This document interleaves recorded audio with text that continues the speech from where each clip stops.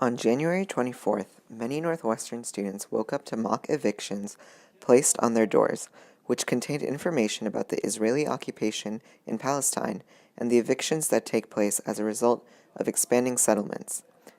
This came just over a month after Northwestern's president, Morton Shapiro, and provost, Dan Linzer, rejected the American Studies Association's boycott of Israeli academic institutions, saying it directly contradicts the values of academic freedom and advancing scholarship for which Northwestern stands.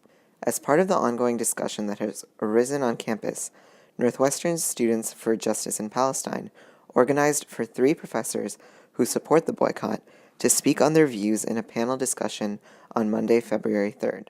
They send this email out without consulting anybody, certainly not faculty and students, and upon doing further research, we realized even most of the administration had no idea that this email was gonna go out.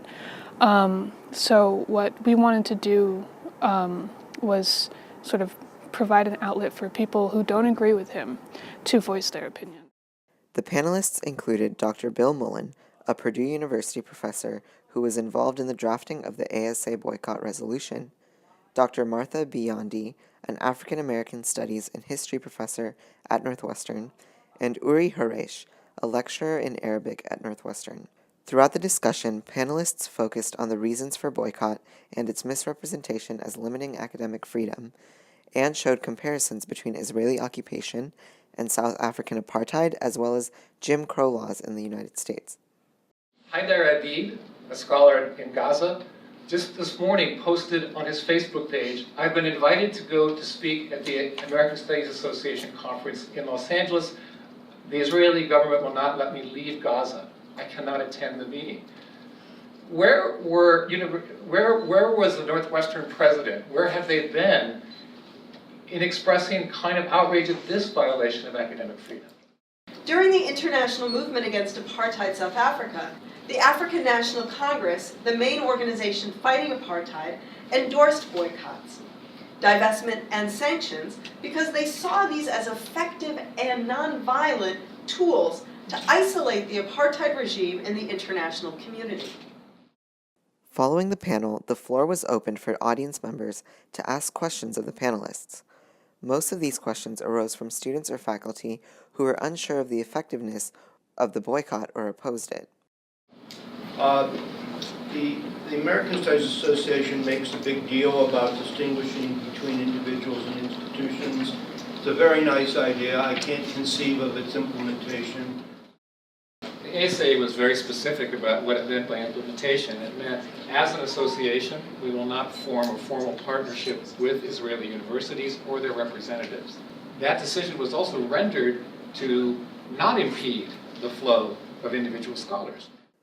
Wildcats for Israel President Jonathan Kamel said he thought it was important to be at the event to ensure that other viewpoints were expressed. I wanted to be there to make sure that I could voice my opinions on the issue, and other pro-Israel students were there too. It was also announced at the event that SJP would be holding an open forum discussion next week for students to discuss the boycott, as well as the conflict in the region in an open setting. This event was really to get the pro-boycott view out there, and the public forum is going to be for everyone, whatever they think, to come in and talk about it, because no one, students, not faculty, not staff, got the opportunity to say what they think. Kamel believes that with such opposing viewpoints, progress may be difficult. Sometimes they advertise events as kind of like open dialogues, but they use those dialogues to attack Israel, and not enough students go to these events that the other side is represented. I think right now we're kind of very far apart on how we view how the situation needs to be remedied, and until we can come closer on those issues, I don't know if we can necessarily have a genuine dialogue. Falehan is wary of discussions promoting an air of normalization. It's when the situation with the power imbalance and the lack of agency that Palestinians have and the continuous settlement building and all of these things is just sort of considered the norm, and you say, so how do we move forward from here, instead of how do we right the wrongs that have already been committed and are continuing to be committed.